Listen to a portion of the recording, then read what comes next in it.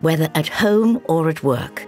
As friends, colleagues, comrades, or lifesavers, people rely on pets just as much as pets rely on us. Blue Cross, or our Dumb Friends League as we were known, was founded in 1897. We introduced rest stops and feeding stations for the working horses that kept London moving. Our trace horses helped those same horses pull heavy loads up hills.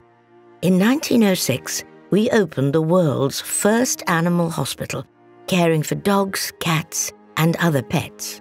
Our work reflected the reliant, centuries-old relationship between humans and animals.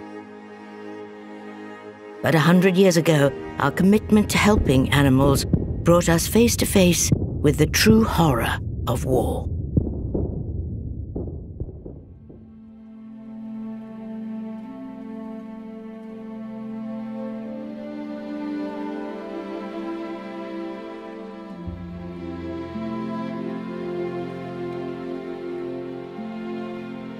Horses were a familiar sight on battlefields during the First World War, transporting artillery, ammunition, and soldiers to the front. In constant danger from gunfire, flying shrapnel, and the endless mud, horses were vital to keeping supply lines open. They were also an important source of companionship, forming lasting bonds with their human counterparts. Aside from the daily dangers of battle, disease and injury was rife. Mange and flies, painfully ill-fitting shoes, a lack of fresh food or water, and the constant biting cold haunted the battlefield. Named after the flag flown above animal field hospitals, the Blue Cross Fund had been set up in 1912.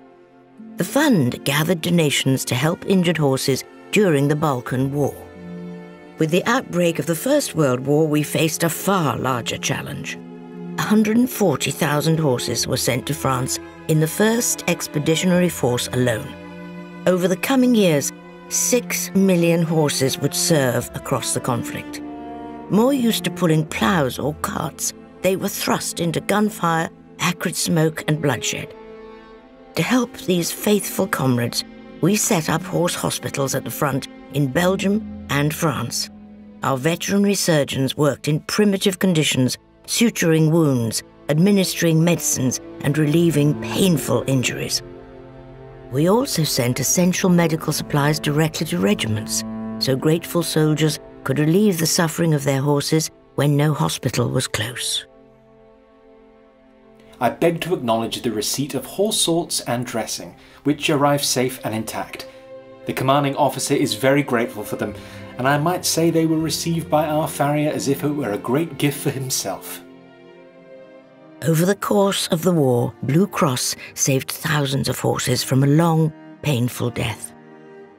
By the end of the war, we had collected over £170,000, equivalent to 6.5 million today. Such generosity helped us send supplies to over 3,500 British units and treat over 50,000 sick and injured horses.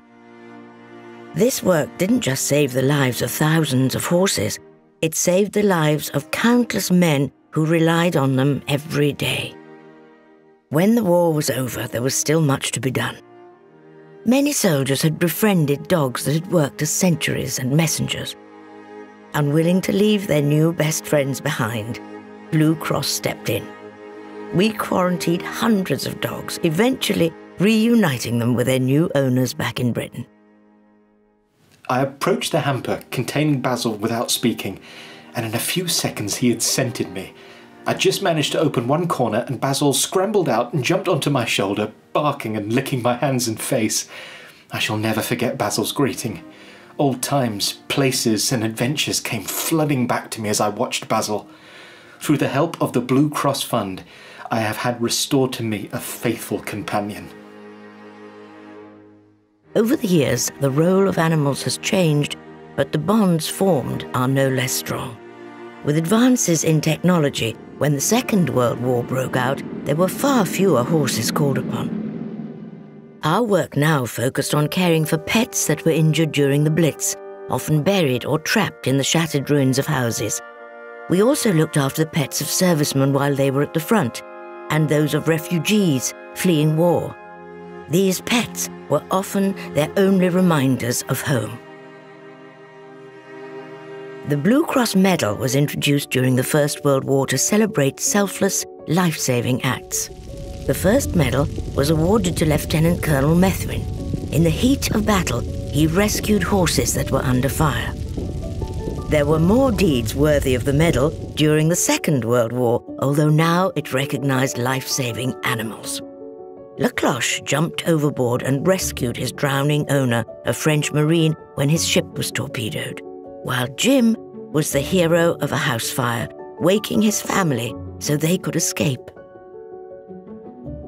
Today, our work involves veterinary care, education, rehoming, and addressing behavioral issues in pets.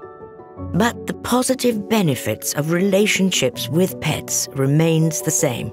Dame Maggie and Princess Rose showed just what a life-changing difference pets can make. So Maggie and Rose came into our lives about 2 years ago. We adopted them from Burford, Blue Cross, and we found out quite early on how empathetic they were. And we started doing a little bit of the leadership management training with them, and they were just amazing with people that didn't really know much about horses. Ponies and horses are empathetic by nature, but these two are something special.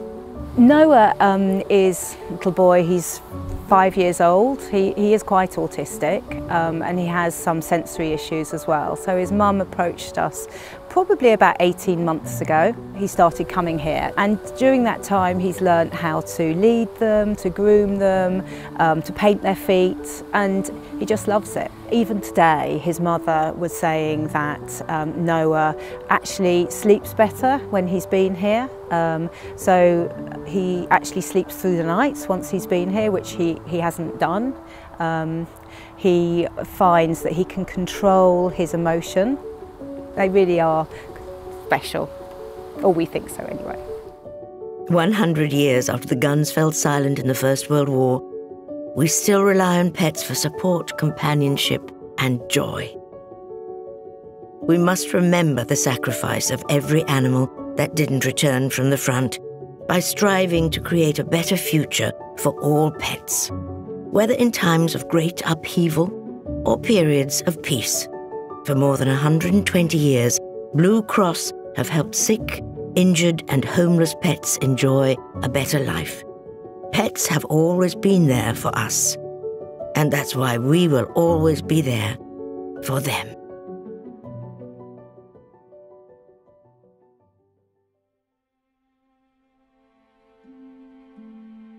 There's a DSO for the colonel, a military cross for the sub, a medal or two when we all get through, and a bottle of wine with our grub. There's a stripe of gold for the wounded, a rest by the bright seashore, and a service is read when we bury our dead. Then our country has one hero more. But what of our poor dumb heroes that are sent without choice to the fight, that strain at the load on the shell-swept road as they take up the rations at night? They are shelling on Hellfire Corner, their shrapnel fast burst o'er the square, and the bullets drum as the transports come with the food for the soldiers there. The halt till the shelling is over, the rush through the line of fire, the glaring light in the dead of night, and the terrible sights in the rear. It's the daily work of the horses, and they answer the spur and rein with quickened breath mid the toll of death in the mud and the holes and the rain. There's a fresh-healed wound on the chestnut. The black mare's neck has a mark. The brown mules now mute, most keep the same gait as the one killed last night in the dark. But they walk with the spirit of heroes. They dare not for medals or cross, but for duty alone into perils unknown they go, never counting their loss. There's a swift, painless death for the hopeless, with a grave in a shell hole or field. There's a hospital base for the casualty case, and a vet for those easily healed.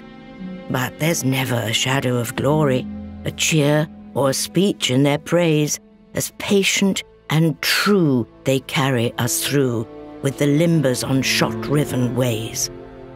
So here's to dumb heroes of Britain, who serve her as nobly and true as the best of her sons mid the roar of the guns, and the best of her boys on the blue.